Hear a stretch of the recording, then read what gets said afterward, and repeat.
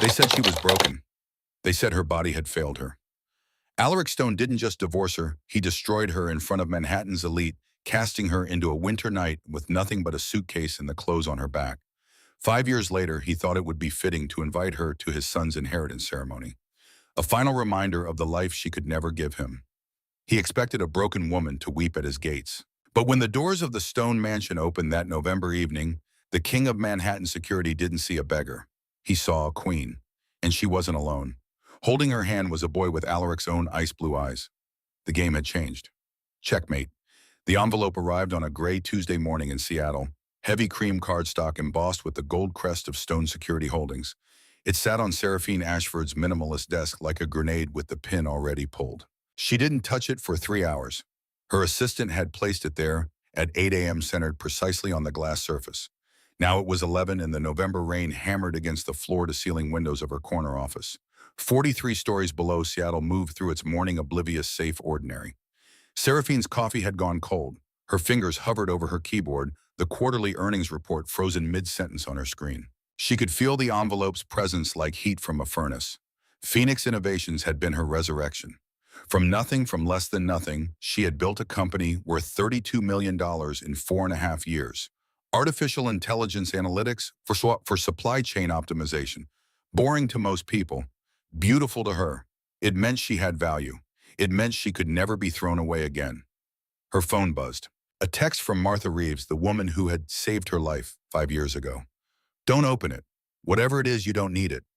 But Seraphine had already reached for the envelope. Her hands were steady. That surprised her.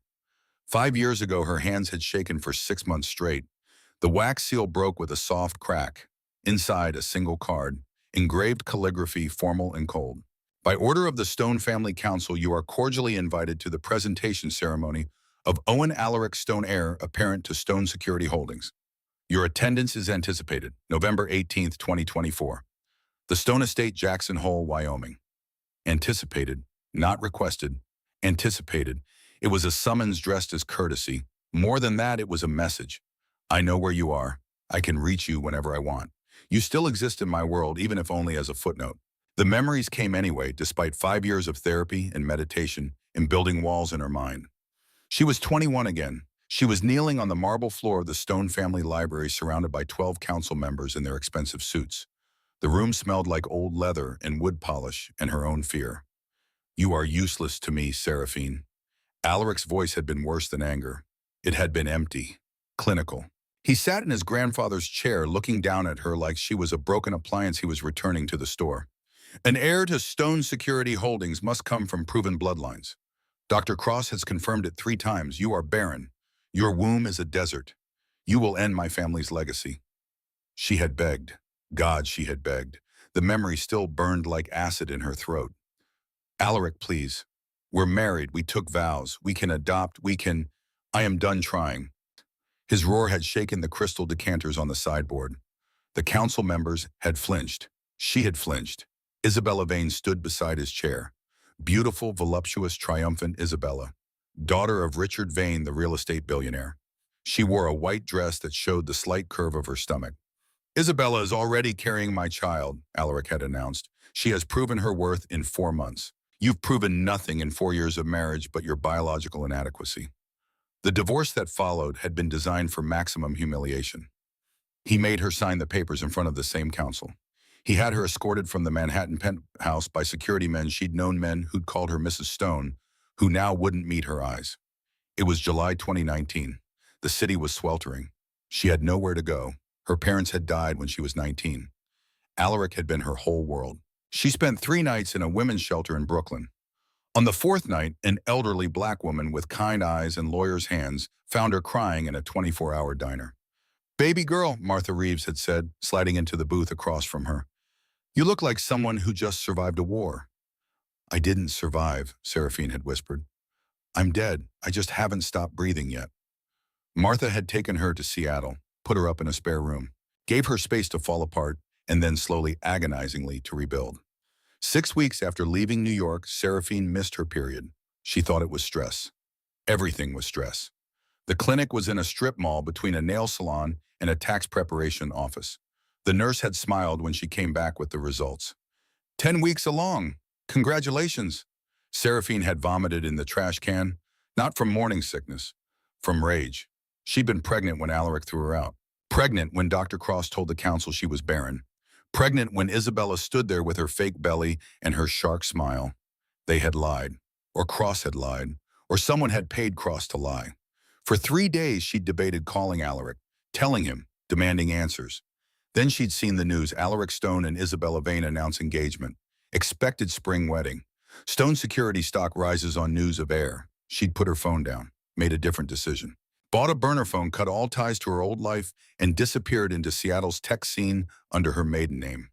On December 12, 2019, she gave birth to a 7-pound baby boy with a full head of dark hair and eyes that were already shifting from newborn blue to something else, something striking.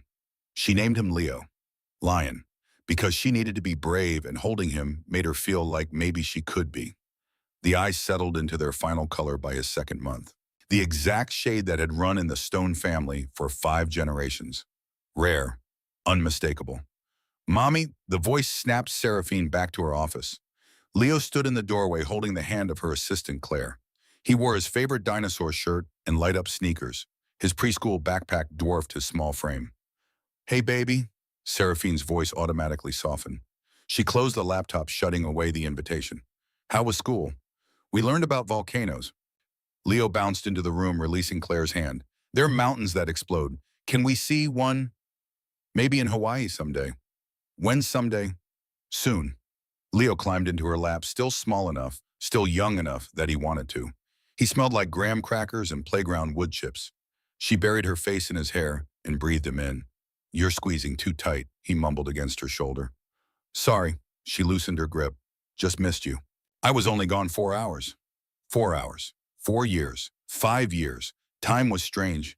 Sometimes she felt like she'd been running forever. Sometimes she felt like she'd never escaped that marble floor in Manhattan. Claire had backed out of the office, understanding without being told. Seraphine was grateful. She'd built a small team of people who understood boundaries. People who didn't ask questions about Leo's father, or why Seraphine never dated, or why her background check showed nothing before 2019. Leo pulled back, studying her face with those impossible eyes. Too intelligent for 4 years old. He'd inherited more than just eye color from the Stone bloodline. Why are you sad? He asked. I'm not sad. You have your sad face, the one you do when you think I'm asleep. Seraphine's throat tightened. She kissed his forehead, buying time. I'm just thinking about work stuff. Boring stuff. Very boring. Then stop thinking about it. He wriggled free, already distracted by the Newton's cradle on her desk. He set it in motion, mesmerized by the clicking rhythm. Can we get pizza for dinner? Sure. With extra cheese. Whatever you want. He grinned, gap-toothed and perfect. Then his attention shifted to the cream envelope lying face up on her desk. He tilted his head, trying to sound out the words. Stone, secure. He gave up. What's the... Seraphine's hand moved faster than thought, flipping the invitation face down. Junk mail. Fancy junk mail? The fanciest. She needed to throw it away, burn it, delete the sender's existence from her life. Going back to New York would be insane. Alaric had made his choice 5 years ago. She'd made hers. They were done. But the invitation had said Owen Alaric Stone, heir apparent, not heir apparent, which meant it wasn't finalized. Which meant the Stone family council, those 12 vultures in their expensive suits, hadn't made their official ruling yet. And if they hadn't ruled, it meant there was still a process. Still a ceremony. Still a moment where everything could change. Seraphine's mind, honed by 4 years of cutthroat tech startups and venture capital negotiations, began to calculate. She saw the board like chess pieces. Alaric, Isabella, Owen, the council, Dr. Cross if he was still alive and still corrupt, and Leo, the piece they didn't know existed. Mommy, your phone is buzzing. She blinked. Martha was calling. Seraphine answered on speaker. Tell me you threw it away, Martha said without preamble. Her voice was gravel and honey, shaped by 68 years in Alabama and Seattle. I'm thinking. That's a no. Seraphine, he invited me to his son's inheritance ceremony. So it's an insult. He wants me to see his perfect family. He wants me to know he won in every way. Then don't go. Don't give him the satisfaction. Seraphine watched Leo play with the Newton's cradle. Click, click, click, action and reaction, cause and effect. What if I did go? She said quietly. Martha was silent for 3 seconds. Then, baby girl, no. Hear me out. There's nothing to hear. You walk into that mansion, you're walking back into hell. Alaric Stone is a powerful man with powerful friends. You think he won't destroy you again? He can't destroy me. I'm not the same person. You're still the woman he threw away. That's all they'll see. What if I brought Leo? The silence stretched longer this time. Leo looked up from the cradle, sensing the tension, even if he didn't understand it. Are you out of your mind? Martha's voice had dropped to a whisper. You take that baby anywhere near Alaric Stone and he'll take him from you. He'll use every lawyer, every connection, every dirty trick. You'll lose your son. Not if I prove Owen isn't his. You don't know that Owen isn't his. I know Isabella was already sleeping with someone else. I know Dr. Cross was corrupt enough to lie about my fertility. I know the timeline doesn't add up. Isabella claims she was 3 months pregnant in July 2019, but she didn't show until October, and she didn't give birth until February 2020. That's 9 months from May, not July. Math isn't evidence. It's a start. It's suicide. Seraphine stood pacing to the window.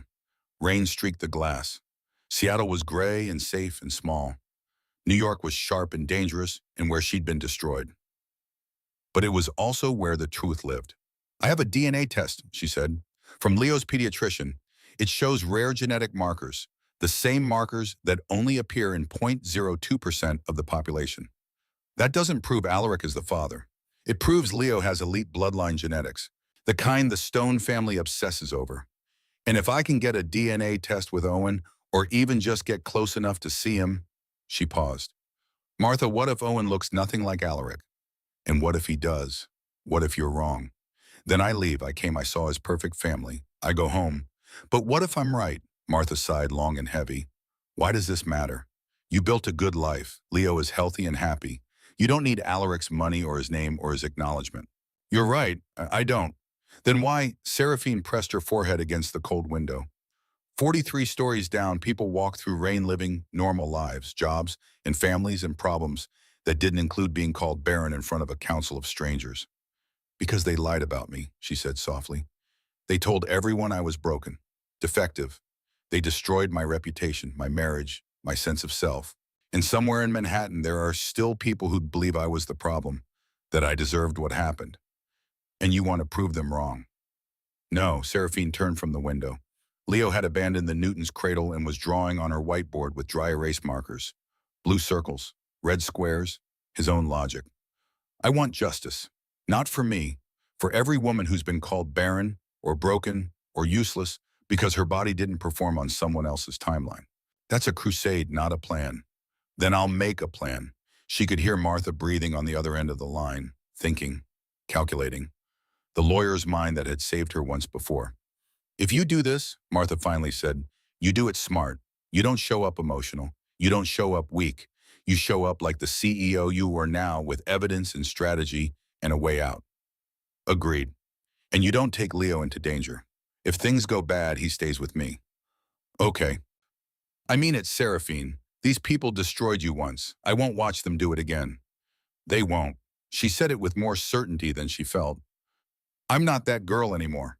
No, you're a mother now, which means you have more to lose.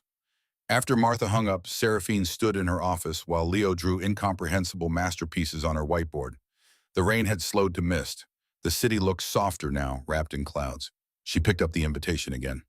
November 18th. That gave her 12 days to investigate, to build a case, to find proof that Dr. Cross had lied, that Isabella had cheated, that Owen was a fraud.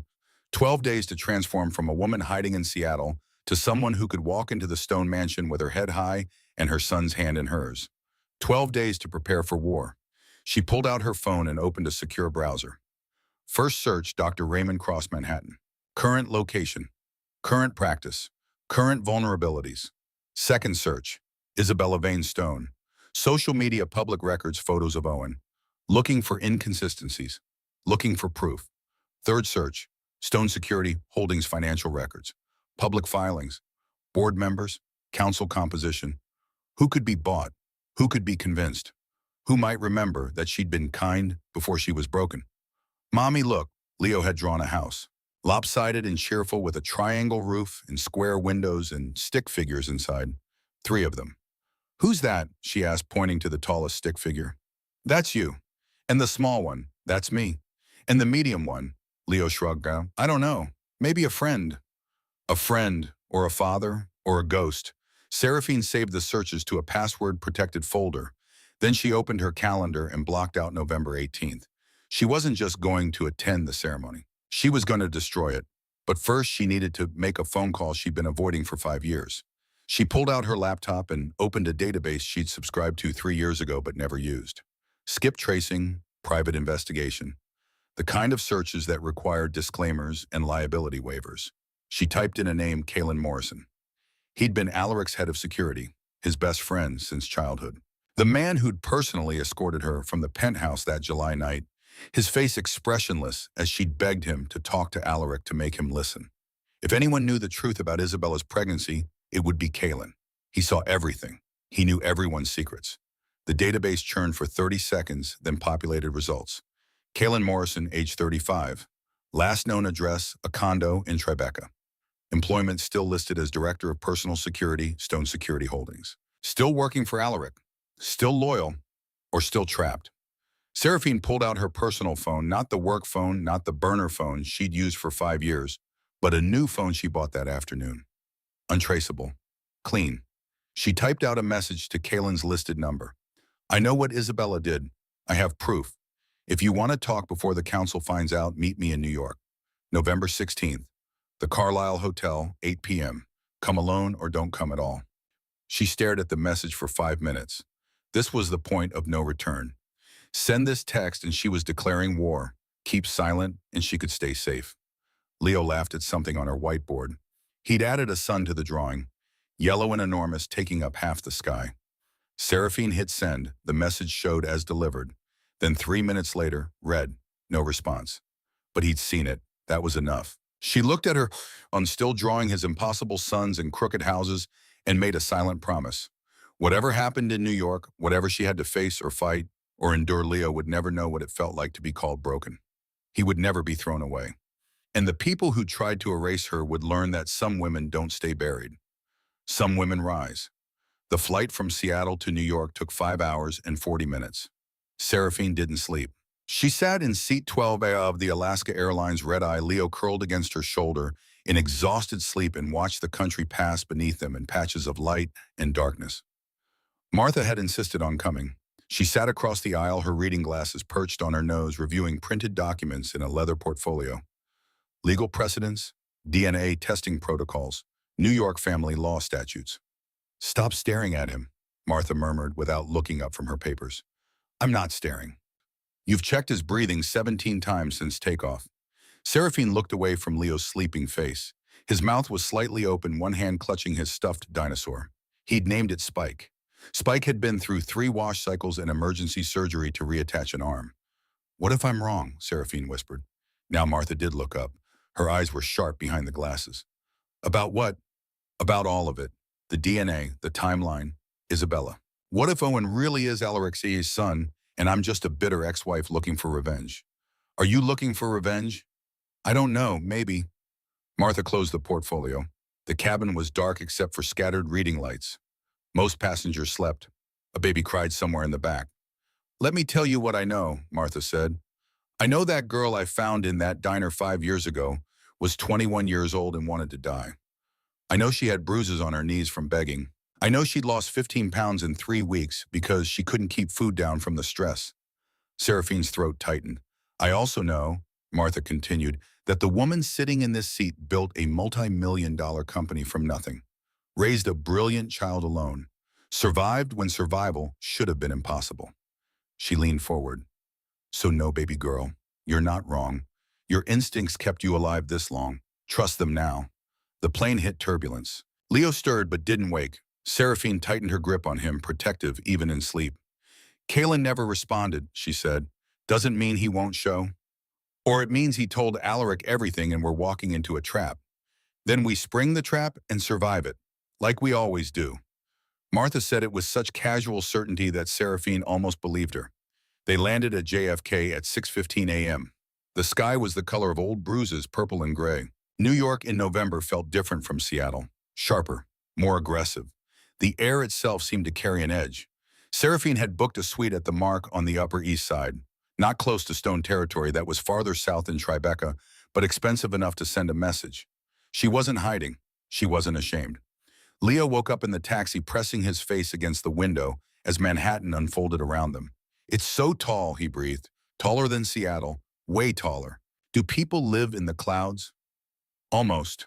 He watched the city with wide eyes. Seraphine watched him memorizing this moment.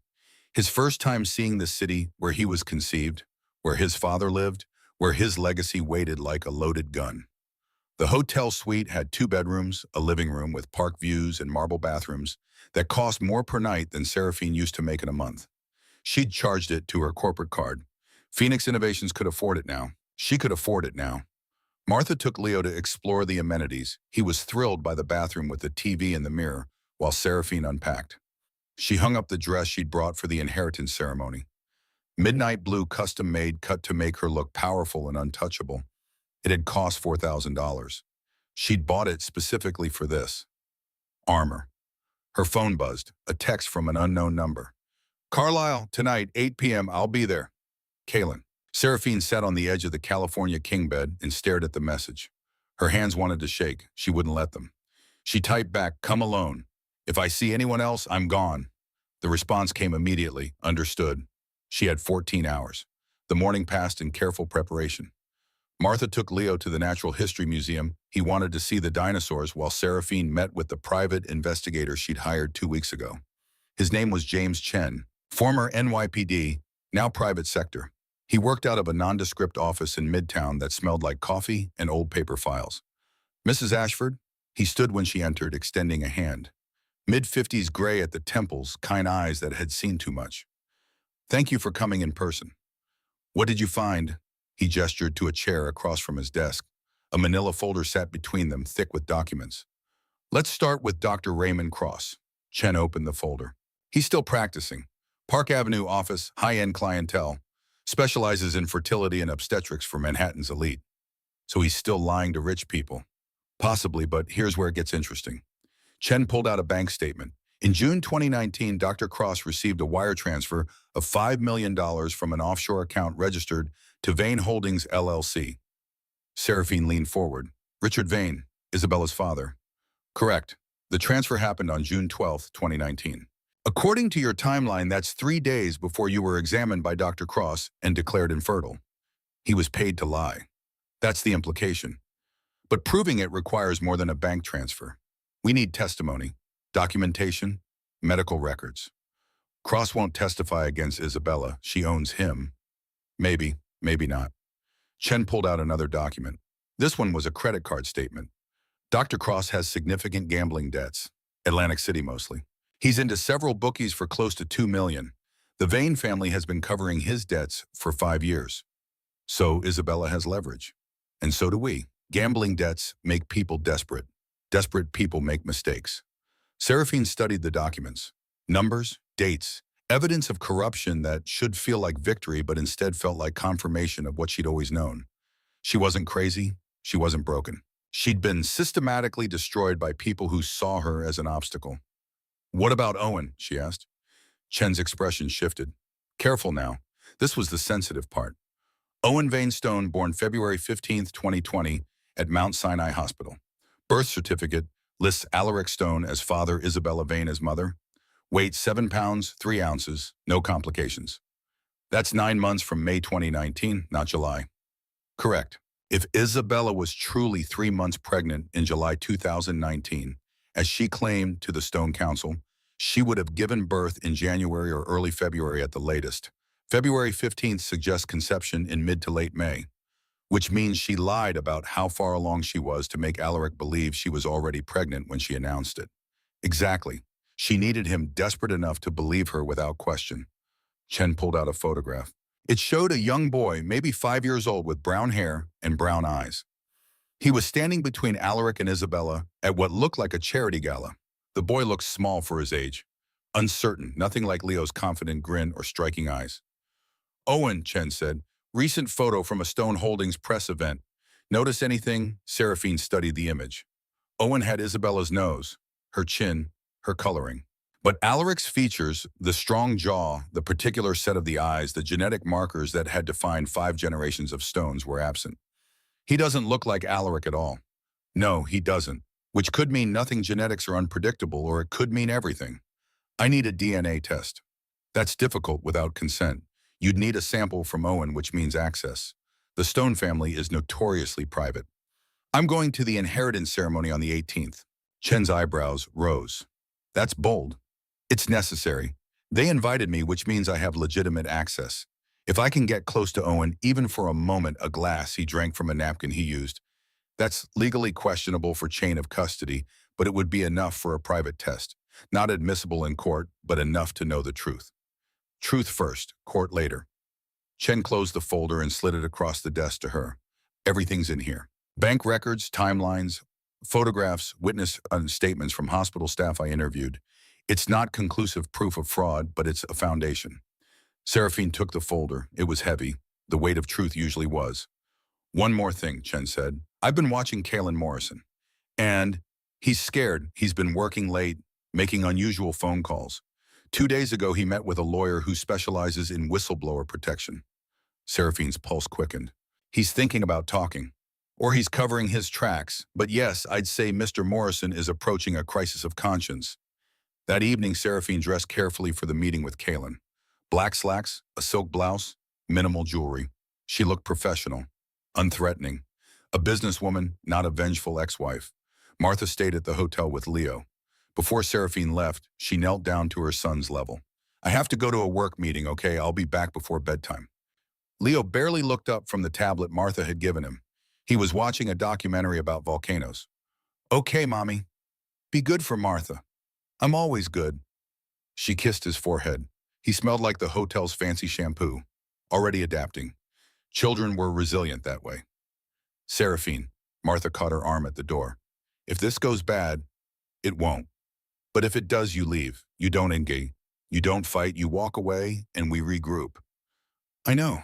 I'm serious. These people are dangerous. So am I. Martha's expression softened.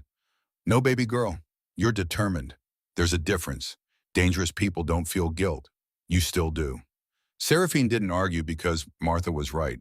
She did feel guilt about taking Leo to New York, about potentially disrupting his peaceful life, about the small, shameful part of her that wanted Alaric to see what he'd thrown away and suffer for it. Revenge and justice looked similar from certain angles. The Carlisle Hotel bar was old money and quiet confidence. Dark wood leather booths, a pianist playing something soft and melancholy in the corner. Seraphine arrived 15 minutes early and chose a booth in the back with a view of the entrance. She ordered a vodka tonic she had no intention of drinking. Kalen Morrison arrived at exactly 8 p.m. She recognized him immediately despite the 5 years. Tall, broad-shouldered, military bearing. He'd been Special Forces before joining Stone Security. His face was harder now, more lined. He scanned the room with professional efficiency before his eyes found her. For a moment, they just looked at each other across the dimly lit bar. He'd been there that night. He'd watched her beg. He'd escorted her out with his hand on her elbow, gentle but firm, while she'd sobbed. He'd done nothing to stop it. Kalen walked to the booth and sat across from her without asking permission. Up close, she could see the exhaustion in his eyes. Whatever he'd been doing for the past 5 years, it hadn't brought him peace. Seraphine. His voice was exactly as she remembered. Deep, controlled. The voice of a man trained to stay calm in combat. Kalen, you look good. Different. I am different. The waiter approached, but Kalen waved him away. They sat in silence for a moment. The pianist transitioned into something sadder. You said you have proof, Kalen finally said. About Isabella. I do. Show me. Seraphine pulled out her phone and opened a secure folder. She slid it across the table. Bank records. $5 million from Richard Vane to Dr. Cross. Dated 3 days before Cross had examined me and declared me infertile.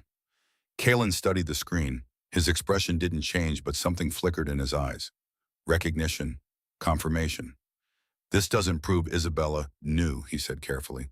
Her father's money, her timeline, her benefit. Of course she knew. Alaric will say it's circumstantial. Is it? Kalen handed back the phone. He looked at his hands, large hands, scarred knuckles. Security work left marks. What do you want from me? He asked. The truth. Owen is the Alaric's son. Kalen's silence was answer enough. You know he isn't, Seraphine pressed. You've known for years. I don't know anything for certain. But you suspect. Yes. White, Kalen ran a hand through his hair. Gray there too premature, aging from stress and secrets. Owen doesn't look like Alaric. At all. Not even a little. I've seen photographs of Alaric at that age. Different bone structure. Different everything. Isabella says he takes after her family, but he shook his head. I've worked for the Stones for 15 years. I know their genetics. The eyes especially. Every Stone for 5 generations has had those blue eyes. Owen's are brown. Recessive genes exist. Not in the Stone line. It's documented. Genetic testing going back 100 years. The blue eyes are dominant, passed down from Alaric's great-great-grandfather. They don't skip. Seraphine's heart was pounding now. So Owen can't be Alaric's biological son? Unless he's some kind of genetic anomaly, or unless someone's lying. Who's the father, do you know? Kaelin met her eyes. The weight of what he was about to say hung between them. I don't know for certain, he said slowly, but I have suspicions I've never voiced. Tell me. Isabella Vane is a sociopath, he said quietly. I've known that for years. She wanted Alaric's money and his name. She wanted the Stone legacy. She would have done anything to get it, including faking a pregnancy. I don't know if she faked the pregnancy, but I know the timeline was wrong. She told Alaric she was 3 months along in July. I was there for that conversation, but I'd seen her drinking heavily at a charity event in late June. Cocktail champagne, not the behavior of a pregnant woman. Did you tell Alaric? I tried. He didn't want to hear it. He was devastated about you, about the fertility diagnosis. Isabella gave him hope, a way forward. He needed to believe her. So you stayed silent. I had no proof, just suspicions. Kaelin's voice was bitter now. And yeah, I was a coward. Alaric was my best friend. I didn't want to be the one to destroy his second chance at happiness. Even though his first chance was destroyed by lies. I didn't know they were lies then. Cross is one of the best fertility specialists in the country. Why would I doubt him? Because you knew me. You knew I wasn't the kind of person who'd lie about wanting children. Kaelin looked away. You're right. I should have questioned it. I should have done more. And I've regretted it every day for 5 years. The admission hung between them. Seraphine wanted to feel satisfaction. He admitted his guilt, his failure. But she felt only tired. Seraphine made a decision. She pulled up another photo on her phone. This one showed Leo at his 4th birthday party grinning at the camera with frosting on his nose. His eyes, those impossible, brilliant blue eyes, caught the light like gemstones. She turned the phone around. This is my son, Leo.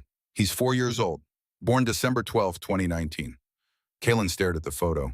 The color drained from his face. Jesus Christ, he whispered. Do you see it? He looks exactly like Alaric did at that age.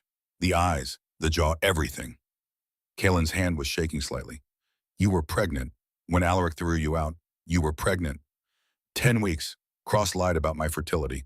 I don't know if he ran the tests wrong deliberately or if Isabella paid him to falsify results. But I was never infertile. I proved that by having Leo 6 months later. Does Alaric know? No, I disappeared. I changed my name back to Ashford. I built a new life in Seattle. Alaric Stone doesn't know his real son exists. Why are you telling me this? Because I need an ally. Someone inside Stone Security who knows the truth. Someone who can help me prove Owen is a fraud. Kaelin leaned back in the booth. He looked like a man who'd just had his worst fears confirmed. If you're right, he said slowly, if Owen isn't Alaric's son and Leo is, then Isabella has committed fraud on a massive scale. She's stolen a fortune. She's manipulated Alaric for 5 years. The council will destroy her. Good. But proving it requires DNA evidence, court-admissible evidence. You can't just show up with a 4-year-old and claim he's the heir. I know, that's why I need your help. Seraphine leaned forward. The inheritance ceremony is in 2 days. I'm invited. I'm going to attend, and I'm bringing Leo. I need you to help me get close enough to Owen to obtain a DNA sample. Hair, saliva, anything that can be tested. That's risky. If Isabella sees Leo, she'll panic. Good. Panicked people make mistakes. Or they do desperate things. Seraphine, these people tried to destroy you once. If they see you as a threat to Owen's inheritance, they won't hesitate to destroy you again. And this time they'll go after Leo too. Let them try. Kaelin studied her face. You're not the same woman I escorted out of that penthouse. No, I'm not. You're harder. I'm a mother. We don't have the luxury of softness." He was quiet for a long moment.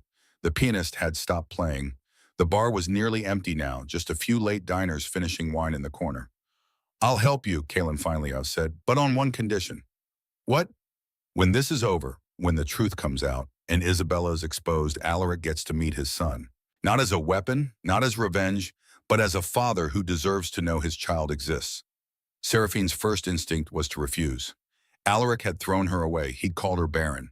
He'd chosen to believe lies over his own wife. But then she thought about Leo, about the drawing he'd made on her whiteboard with the 3 stick figures, about how he sometimes asked why he didn't have a daddy like other kids. "If and only if Alaric proves he's changed," she said. "If he shows remorse. If he accepts responsibility for what he did to me. Then yes, Leo deserves a father." Agreed. They shook hands across the table. His grip was firm, the handshake of soldiers forming an alliance. "One more thing," Kalen said as he stood to leave. "Be careful of Damian Sterling. The tech CEO. Yeah, he's been sniffing around Stone Holdings for years looking for weaknesses. He has spies in our organization. If he finds out about Leo, he'll use that information to destroy Alaric and take over the company. I don't care about Sterling. You should. He's dangerous in different ways than Isabella. She's driven by greed and status. Sterling is driven by pure ego. He wants to win, and he especially wants to beat Alaric." Seraphine filed that information away. Another piece, another player on the board. "Thank you for coming," she said. "Thank you for giving me a chance to make this right." Kalen paused at the edge of the booth. "For what it's worth, I'm sorry. For that night, for not questioning Cross, for not fighting harder for you. Apologies don't change the past. No, but maybe they can change the future." He left. Seraphine sat alone in the booth, her vodka tonic untouched and watered down. She felt the weight of what was coming. The inheritance ceremony wasn't just about exposing Isabella or reclaiming her reputation. It was about Leo's future, his identity, his right to know where he came from, and it was about Alaric finally facing the consequences of his choices. She paid the bill and walked out into the November night. New York was alive with light and noise. Taxis honked. People shouted. Steam rose from subway grates like the city itself was breathing. Somewhere in this sprawling maze of steel and ambition, Alaric Stone was living his life, playing father to a child who wasn't his, building a legacy on a foundation of lies. In 2 days, that foundation would crack. Seraphine pulled out her phone and texted Martha. "Meeting went well. We have an ally. Stage 2 begins tomorrow." Martha's response came immediately. "Leo is asleep, asking about you. Come home soon." Home, funny word. For 4 years, home had been Seattle. Before that, it had been the Stone penthouse in Tribeca. Before that, a dorm room at NYU. Home kept moving. Maybe home was just wherever Leo was. She caught a taxi back to the Mark. In the backseat, she opened the folder James Chen had given her and studied the photograph of Owen again. Small, uncertain. A child who had no idea he was at the center of a conspiracy. She felt a pang of sympathy for him. None of this was his fault. He was as much a victim of Isabella's lies as anyone. But sympathy wouldn't change the truth. And the truth was about to destroy everything the Stone family had built. The taxi turned onto Madison Avenue. The hotel glowed ahead, warm and safe. Martha would be reading in the suite. Leo would be asleep with Spike tucked under his arm. Tomorrow, Seraphine would begin the final preparations. Hair appointment. Final fitting for the dress. Rehearsing what she'd say when she walked into that mansion. Tomorrow, she'd transform from Seraphine Ashford, Seattle CEO, back into someone the Stone family would recognize. Not as the broken girl they'd thrown away, but as the woman who came back to burn their empire down. The Stone mansion in Jackson Hole sat at the base of the Teton Range like a monument to old money and older power. Seraphine had only seen it once before during the brief 4 months of her marriage when Alaric had brought her here for a family gathering. She'd been 21 and terrified trying to memorize which fork to use and which council member to avoid. Now she stood in front of the full-length mirror in her hotel suite looking at a different woman entirely. The midnight blue dress fit like a second skin. Custom tailored, structured at the shoulders, flowing at the knees. It cost more than her first car. She'd paired it with simple diamond studs, the only jewelry she'd kept from her marriage, and black heels that added 3 inches to her height. Her hair fell in dark waves past her shoulders. Professional makeup emphasized her eyes, made her look older than 26. Powerful. Untouchable. Martha stood behind her, adjusting an invisible wrinkle. "You look like you're going to war." "I am." Then you're dressed appropriately. Leo sat on the couch swinging his legs and watching cartoons. He wore a miniature suit that made him look absurdly formal. Navy blue jacket, tiny tie shoes that were already scuffed from 30 minutes of wear. He kept tugging at the collar. "Do I have to wear this?" he complained for the fifth time. "Yes," Seraphine said, checking her clutch. "Phone, lipstick." The DNA collection kit James Chen had provided sterile swabs in a sealed case small enough to hide in her palm. "Why from?" "Because we're going to a fancy party." "I don't like fancy parties." "You've never been to one." "Then how do I know I don't like them?" Seraphine smiled despite her nerves. "Excellent logic. You'll fit right in with the lawyers." The private car arrived at 4 p.m. Seraphine had hired a driver with security clearance, another of Chen's recommendations. The man was former Secret Service, now private sector. He drove a black Mercedes SUV with bulletproof glass. Excessive, maybe. But Seraphine remembered what Kalen had said. These people tried to destroy you once. She wasn't taking chances. The drive from Jackson to the Stone estate took 40 minutes. Leo pressed his face against the window, watching Wyoming unfold around them. Mountains, snow, elk grazing in distant fields. "Is this where my daddy lives?" he asked suddenly. Seraphine's heart stopped. "What? You said we're visiting family. Is my daddy here?" She exchanged a glance with Martha in the rearview mirror. They'd agreed not to tell Leo the full truth. Not yet. He was 4. How do you explain to a 4-year-old that his father doesn't know he exists? "Maybe," Seraphine said carefully. "We'll see." "What does he look like?" "Tall, dark hair, blue eyes like yours." Leo considered this. "Is he nice?" The question gutted her. "Is Alaric nice?" He'd been kind once before. Ambition and family pressure twisted him into someone who could throw away a wife like defective merchandise. "I don't know anymore," she answered honestly. "People change." "Did you change?" "Yes." "Are you nicer now or meaner?" Martha laughed softly. Seraphine reached over and ruffled Leo's hair. "What do you think?" "I think you're nice, but also scary when someone's mean to me." "That's called being a mother." "Oh." He went back to watching the mountains. Crisis averted, for now. The Stone estate appeared around a curve in the road like something from a different century. 3 stories of timber and stone glass walls overlooking the valley, smoke rising from multiple chimneys. The main house could sleep 30. The grounds included a stable, a guest house, a private lake.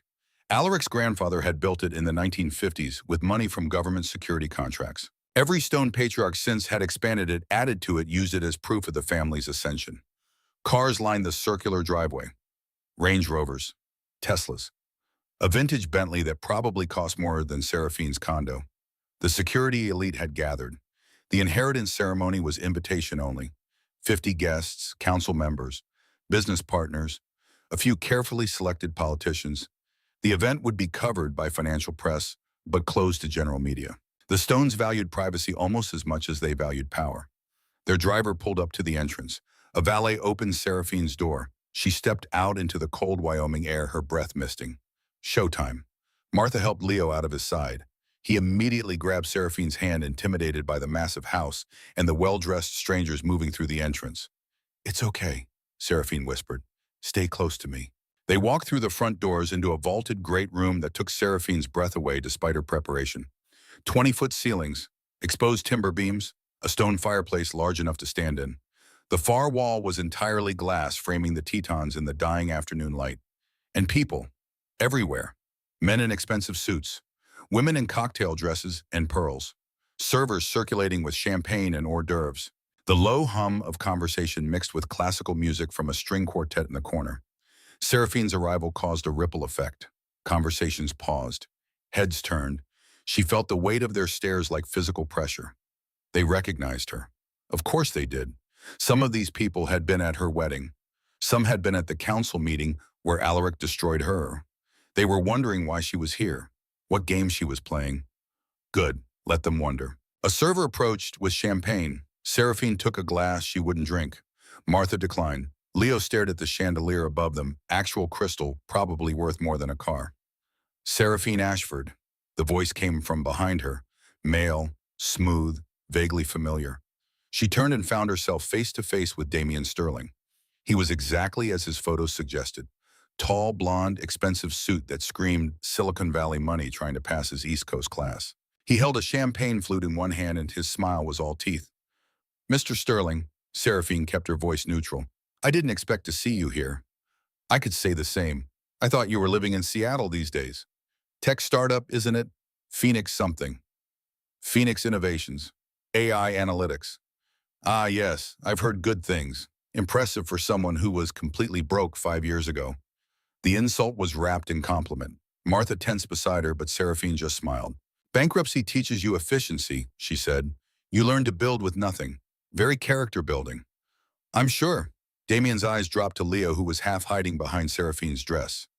And who's this, my son, Leo? Handsome boy. Damien crouched down, trying to appear friendly. How old are you, Leo? Leo looked at Seraphine for permission. She nodded slightly. 4, Leo mumbled. 4, big guy. Do you like computers? Leo shrugged. Damien straightened his smile, never quite reaching his eyes. He's shy, Seraphine said. Natural at his age. Interesting timing, though. Damien took a sip of champagne. 4 years old. So you were pregnant when the marriage ended. Yes. Did Alaric know? No. Fascinating. Damien's tone suggested it was anything but fascinating. It was strategic information. A weapon. I imagine seeing him tonight will be emotional for you both. I imagine it will. If you need anything support legal advice, a friendly ear, I hope you'll reach out. Stone Holdings and Sterling Tech have been competitors for years, but that doesn't mean we can't be civilized. Translation. I want to know everything about why you're here so I can use it against Alaric. That's kind of you, Seraphine said, meaning the opposite. Damien pulled out a business card, embossed, heavy stock. My private number, anytime. Well, she took it to be polite, already planning to throw it away.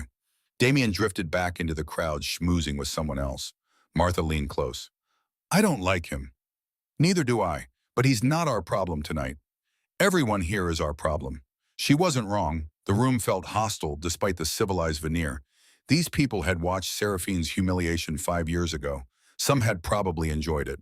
Now she was back uninvited and unexplained with the child who had Alaric's eyes. The whispers were already starting. Mommy, I'm thirsty, Leo said. Seraphine flagged down a server and got him apple juice and a champagne flute. He thought that was hilarious. She used the moment to scan the room looking for targets. Elder Thomas stood near the fireplace speaking with 2 other council members.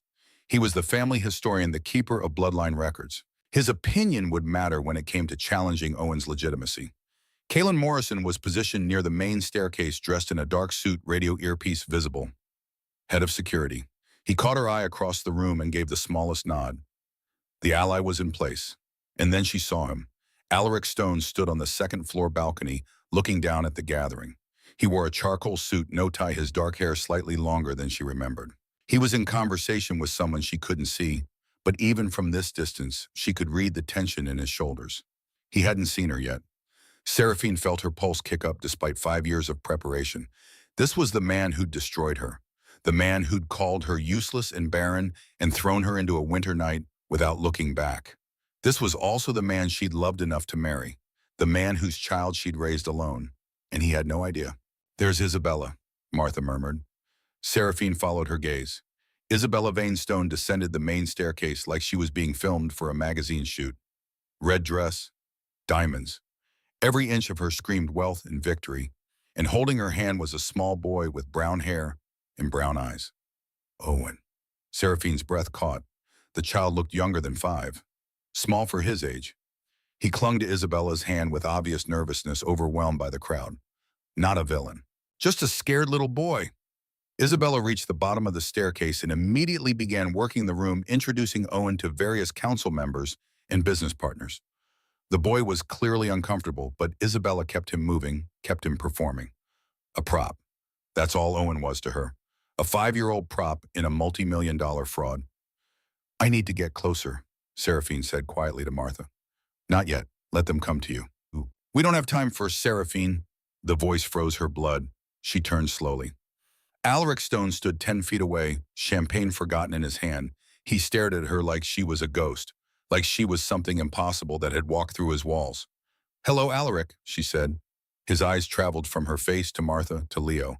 When he saw Leo's face, when he saw those eyes, he actually stumbled backward. That's... His voice failed. He tried again. That's not possible. And yet, people nearby had noticed the interaction. Conversations were dying. The room's attention was shifting toward them like a wave. Alaric moved closer, his gaze locked on Leo. How old is he? 4. When was he born? December 12th, 2019. The math was simple, devastating. Alaric's face went pale. You were pregnant, he whispered. When I, when we, when you threw me out, yes, 10 weeks. But Cross lied. Someone paid him $5 million to say I was infertile. Someone who needed you to believe I was broken so you'd be desperate enough to accept a replacement. Alaric's eyes cut to Isabella across the room, then back to Leo. The resemblance was impossible to miss. Same bone structure, same eyes, same presence. Does he know? Alaric asked hoarsely. Does he know I'm his father? He knows his father lives in New York. He doesn't know his father abandoned his mother. The word hit like a slap. Alaric flinched. Seraphine, I didn't know. If I had known, you would have what kept me out of obligation. That's not how I want to be chosen, Alaric. I want to be believed, trusted. You chose to trust a piece of paper over your wife. I made a mistake. You made a choice. The crowd was definitely watching now. Isabella had stopped mid-conversation, her face a mask of confusion and dawning horror. She was looking at Leo, seeing the eyes, understanding the threat. Elder Thomas detached from his group and approached. At 82, he moved slowly but with purpose. His presence commanded immediate respect. Seraphine Ashford, he said in his gravelly voice. We wondered if you'd actually attend. The invitation said my presence was anticipated. A courtesy we didn't expect you to accept. His sharp eyes moved to Leo. And who is this young man, my son, Leo Ashford? Hello, Leo. Elder Thomas extended his hand formally. Leo, uncertain, shook it. You have distinctive eyes. My mommy says they're special. Indeed they are. I've only seen eyes that color in one family. He looked at Alaric, then back to Leo. How very interesting. Isabella arrived in a rustle of red silk, Owen stumbling along behind her. Up close, she looked older than 33.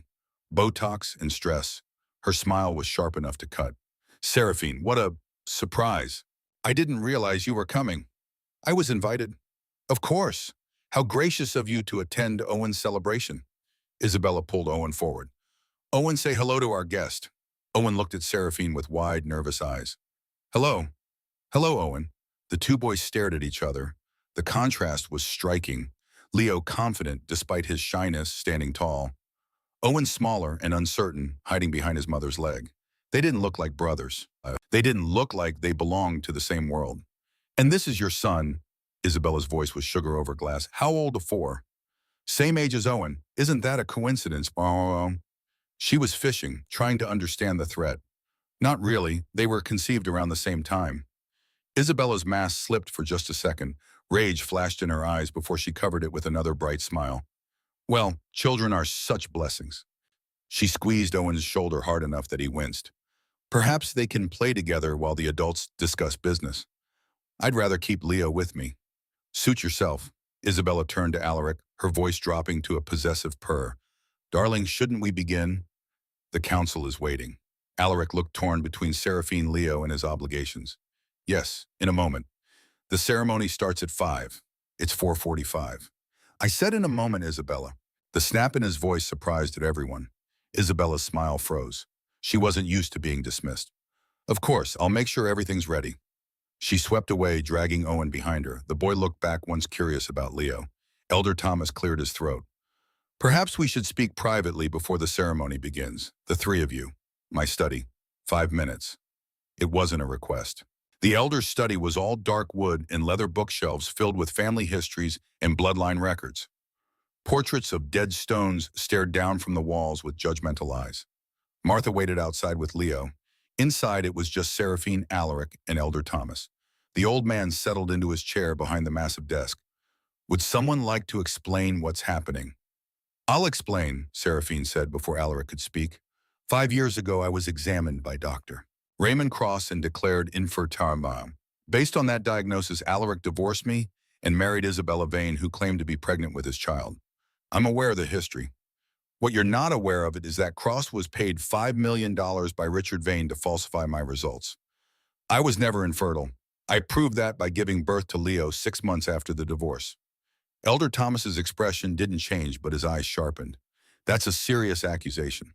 I have bank records, wire transfers, dates that correspond with my examination. Why didn't you come forward 5 years ago? Because I was 21, terrified and homeless. Because Alaric had made it clear I was worthless to him. Because I didn't know yet that the results were fake. I only learned that after Leo was born. Alaric stood by the window, his back to them. If this is true, he said quietly, if Cross was paid to lie, then Isabella committed fraud, Seraphine finished, and Owen might not be your biological son. Alaric turned. You can't know that. Look at him, Alaric. Really look. He has brown eyes, brown hair. He looks nothing like you, nothing like any stone in 5 generations. Genetics are complicated. Not that complicated. The stone blue eyes are a dominant trait. It's documented. You know this. Elder Thomas leaned forward. She's correct. The marker has been studied. It doesn't skip generations. If Owen were truly Alaric's son, he would almost certainly have the eyes. Unless he's a statistical anomaly, Alaric insisted, but his voice lacked conviction. Or unless he's not your son. Seraphine pulled out her phone and showed them the photograph James Chen had taken. Owen at a press event standing between Alaric and Isabella. Look at this. Really look. Whose features does he have? Alaric stared at the photo. His hands were shaking slightly. Isabella's, he finally whispered. He has all of Isabella's features. And none of yours, because he's not yours, Alaric. Leo is. She pulled up the photo of Leo at his birthday party. The resemblance to young Alaric was undeniable. Elder Thomas studied both photos through his reading glasses. The similarity is remarkable. It's more than similarity, it's genetic truth. Seraphine's voice was steady, clinical. I'm proposing we conduct DNA testing, official court-admissible testing. Both boys. Compared to Alaric, we'll know the truth within 72 hours. That's a massive accusation to make publicly, Elder Thomas said. Then make it privately. Test them quietly. But test them. Alaric turned to her, his expression raw. Why now? Why come back after 5 years? Because you invited me to watch you celebrate a lie. Because I'm tired of living in hiding while you build a legacy on fraud. And because Leo deserves to know his father if his father deserves to know him. I didn't know you were pregnant. You didn't ask. You didn't question Cross. You didn't trust your own wife. Seraphine's composure cracked slightly. You chose to believe I was broken because it was easier than dealing with the complexity of truth. I'm sorry. Sorry doesn't change 5 years. No, but maybe. Alaric's phone buzzed. He glanced at it and cursed. The ceremony, it's starting. Elder Thomas stood slowly. We'll continue this discussion afterward. For now, we maintain appearances. Seraphine, you're a guest. Alaric, you're the patriarch. We'll handle this like civilized people. And after, Seraphine asked, after we'll find the truth, even if it destroys everything we thought we knew. They filed out of the study. The conversation had changed everything, but nothing could be resolved until after the ceremony. Appearances had to be maintained. In the hallway, Martha had Leo by the hand.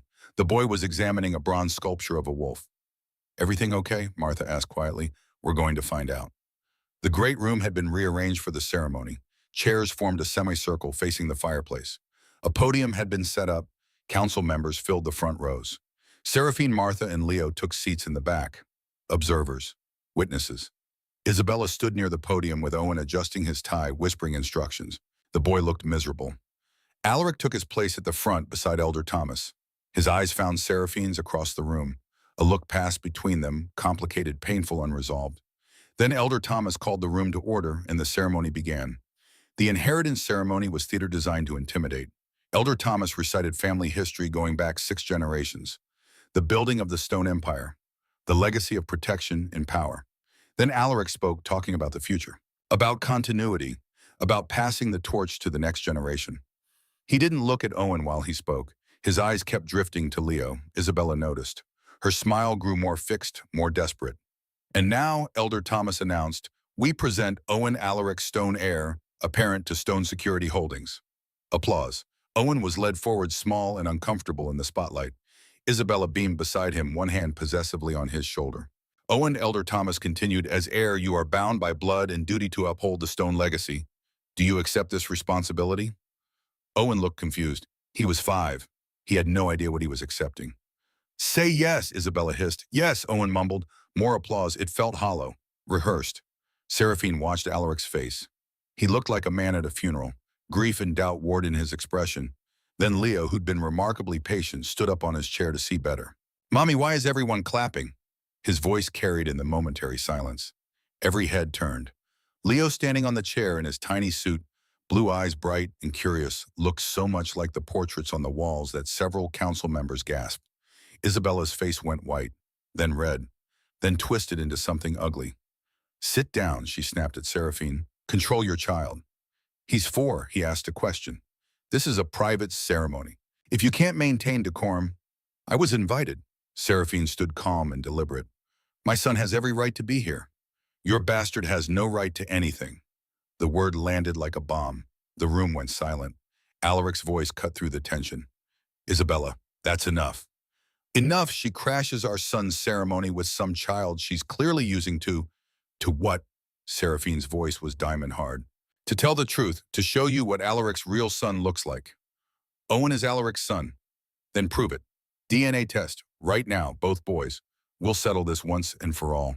Isabella's composure shattered. "You have no right to demand anything. You were thrown out of this family for being defective."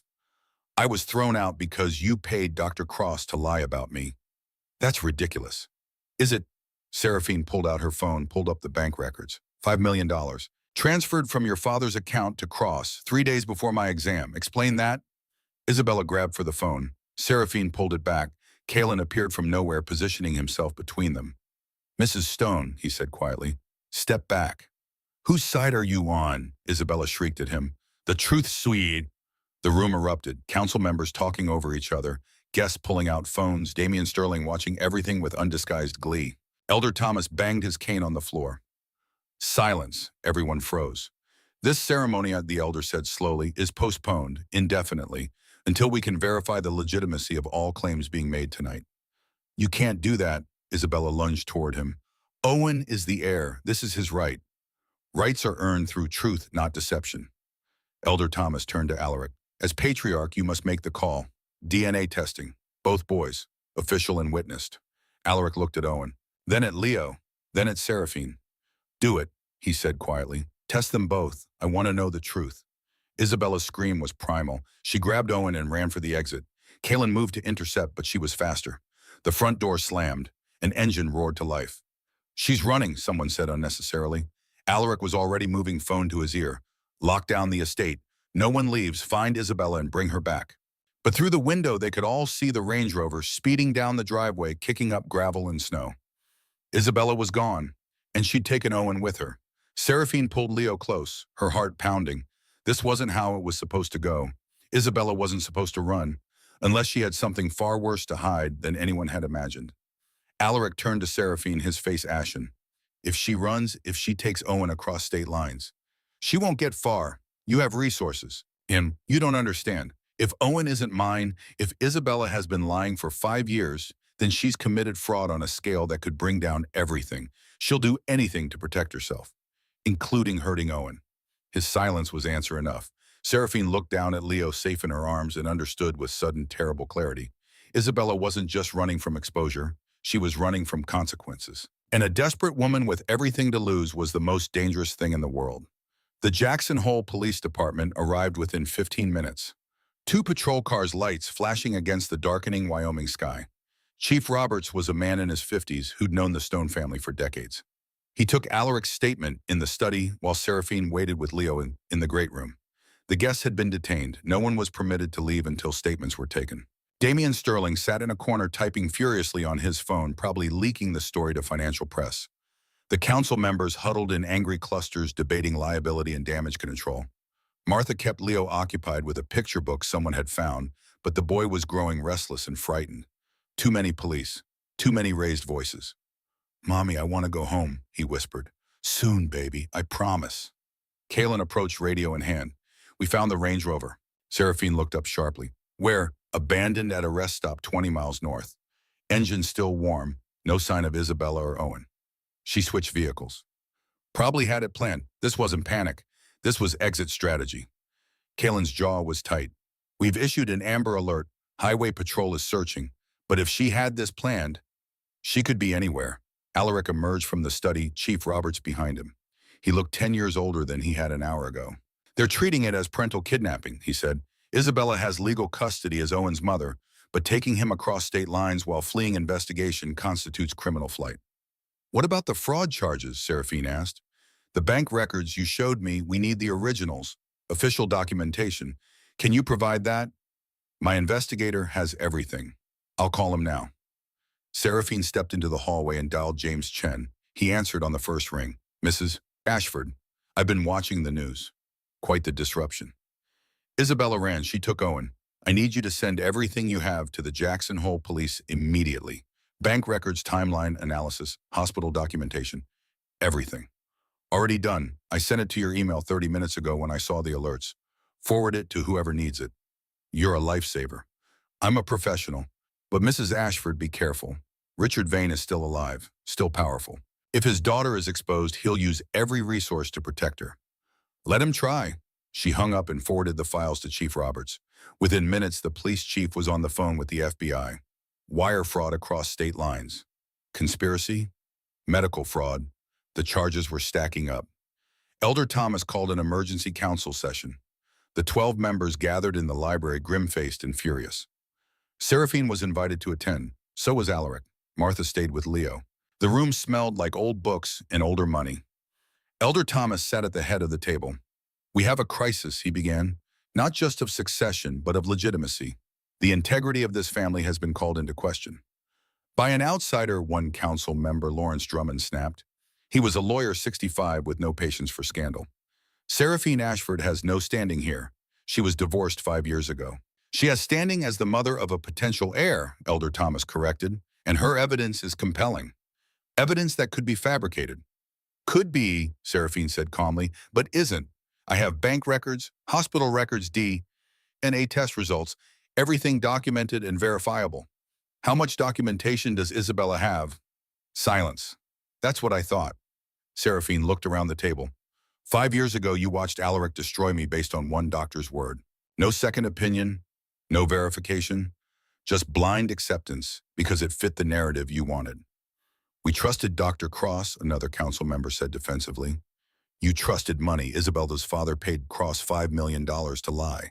That's not trust, that's corruption. Alaric spoke for the first time. The question isn't what happened 5 years ago. It's what we do now. Owen is missing. Isabella's in the wind. And we have 2 potential heirs, one present, one absent. You want to disinherit Owen? Lawrence looked horrified. I want the truth. DNA test, official witnessed, court admissible. Leo and Owen both tested against my DNA. We'll know within 72 hours who my biological son is. And if it's neither, someone asked, then I have no heir and the council must make alternative arrangements. Alaric's voice was steady, but his hands were shaking. But I believe Leo is my son. Look at him. He has my eyes, my grandfather's jaw, the stone markers.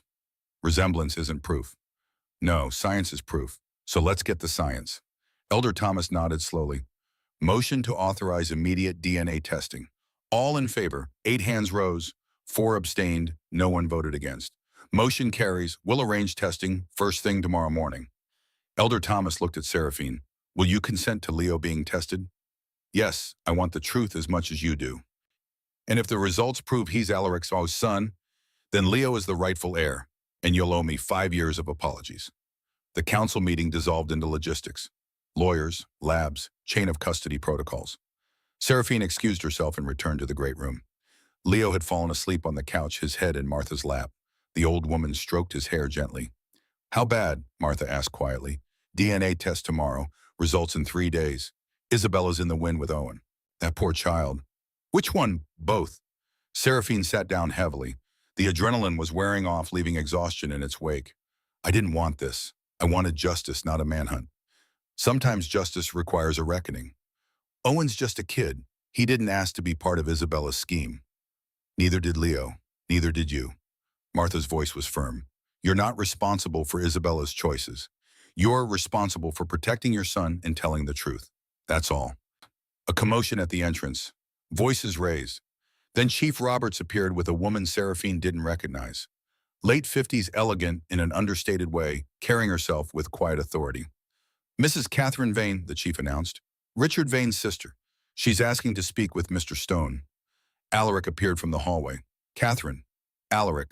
The woman's voice was cultured, controlled. I came as soon as I heard.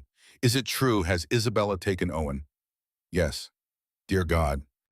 Catherine closed her eyes briefly. When she opened them, they were full of pain. I was afraid something like this would happen. What do you mean? May we speak privately? They moved to the study. Alaric, Catherine, Chief Roberts, and Seraphine. The door closed. Catherine Vane sat down carefully, clutching her handbag. My brother Richard has been unwell for several years. Early onset dementia. He's in a care facility in Connecticut. I didn't know, Alaric said. We kept it quiet, but it means his finances have been managed by a conservator for the past 3 years. That conservator is me. Why are you telling us this? Catherine opened her handbag and pulled out a folder. 2 months ago, I discovered irregularities in Richard's accounts. Large wire transfers I hadn't authorized. When I investigated, I found... She handed the folder to Alaric. I found these. Alaric opened the folder. His face went pale. Jesus Christ. Oh, what is it? Seraphine asked. He handed her a document. It was an email printed and dated. From Isabella to her father, June 2019. Daddy Cross agreed to the plan. $5 million for false diagnosis. Another $5 million when I'm pregnant with the heir. Alaric will never know. By the time the dementia takes you fully, I'll be set for life. I love you. Thank you for always protecting me. Bella. Seraphine read it twice, then a third time. She was planning this from the beginning, she whispered. Before I was even diagnosed. Before Owen was conceived. She planned to steal everything. There's more. Catherine pulled out another document. DNA test results. Dated March 2020, Owen's biological father is Kalen Morrison. The room went silent. Kalen, Alaric's voice was barely audible. My head of security, my best friend since childhood. According to the test, yes. I found it in Isabella's safety deposit box when I was organizing Richard's estate. Does Kalen know? I don't know, but Isabella clearly did. She had the test done privately. She knew Owen wasn't yours, and she proceeded with the fraud anyway. Chief Roberts was already on his radio. Get Kalen Morrison, now. Kalen arrived 5 minutes later, confusion on his face. What's going on? Alaric handed him the DNA results without a word. Kalen read them, the color drained from his face. No, this is wrong. Is it? Alaric's voice was dangerous. Did you sleep with Isabella? Once, one time, 6 years ago before you even met Seraphine. It was a mistake. We were drunk at a charity event in spring 2018. She said it meant nothing. When exactly? April, maybe early May 2018. Alaric did the math. Owen was born February 2020. If he was conceived in May 2019, the timeline matches for a 9-month pregnancy. Kalen's face crumbled. She came to me again. May 2019. Said you were distant after divorcing Seraphine. Said she needed comfort, that she was scared and alone. It was one night, one mistake. I thought it didn't matter because she was already with you, already pregnant with your child. I never imagined...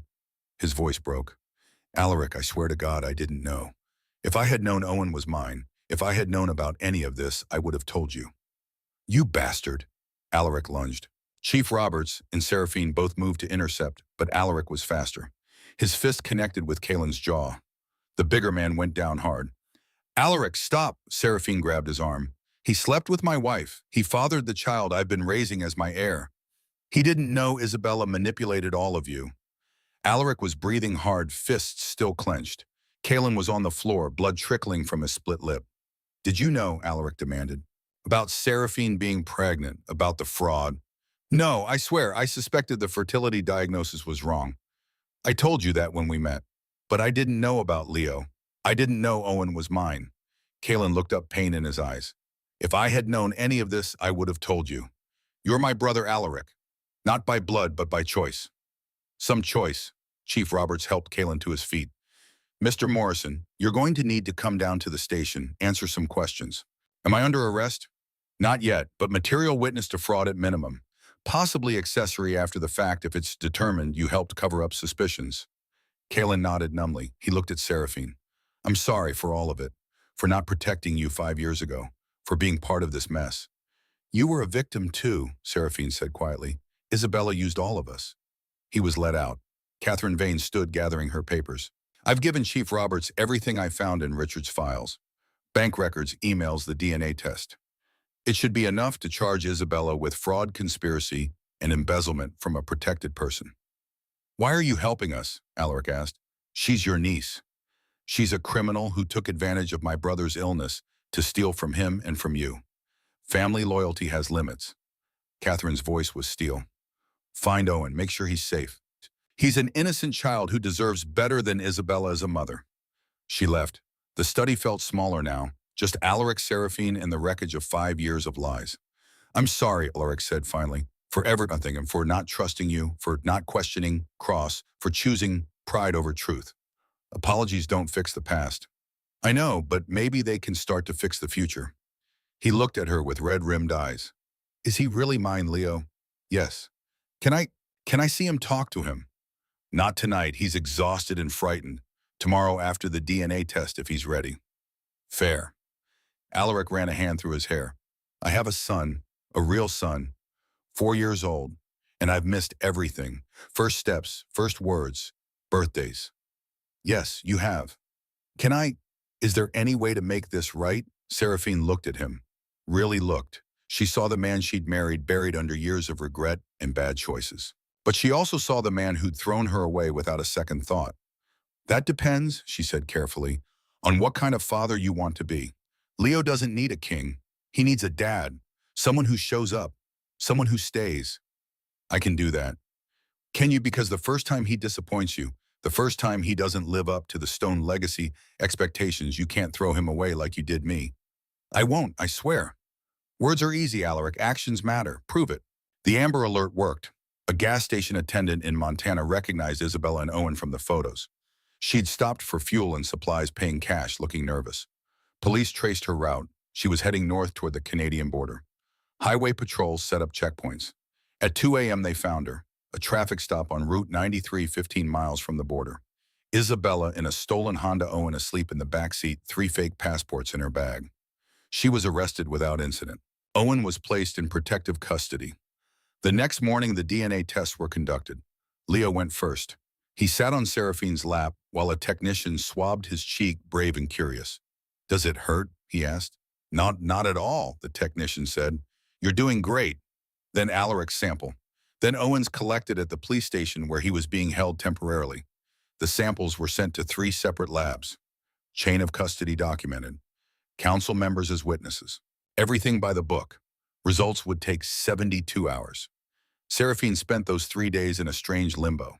The story had broken nationally. Stone Heir scandal led every financial news broadcast.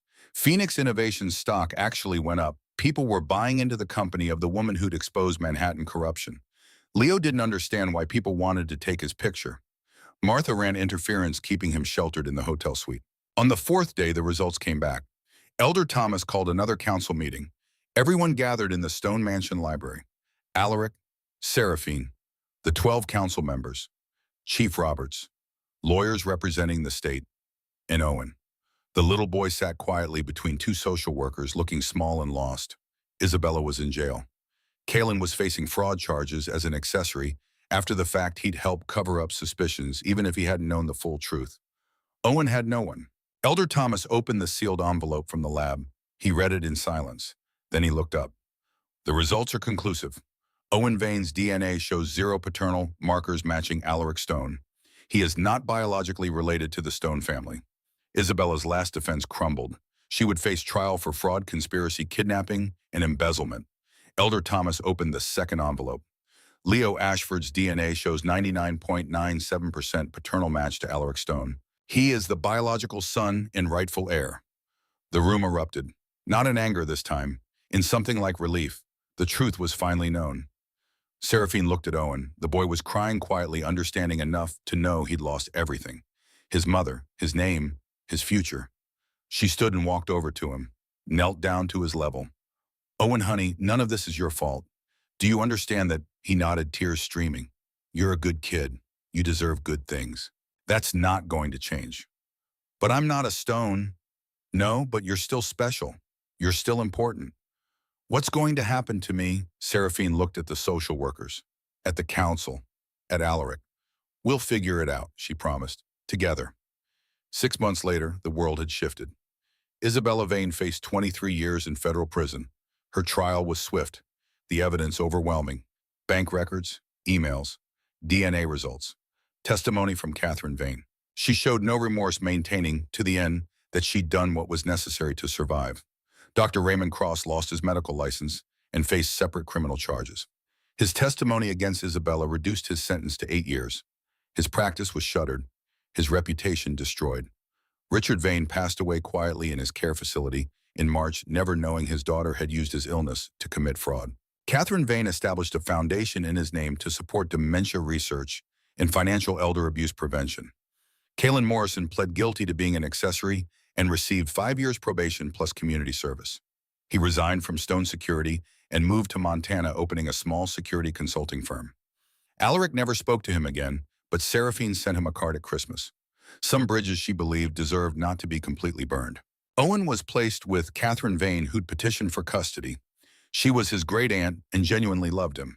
She promised to give him stability therapy and a chance at a normal life away from the scandal.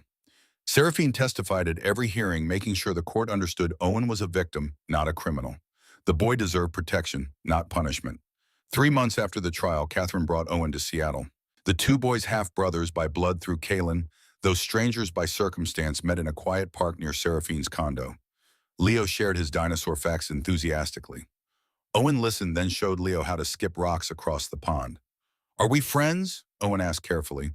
"We're brothers," Leo said matter-of-factly, as if it were obvious. "Brothers are better than friends." Alaric watched from a distance, tears in his eyes.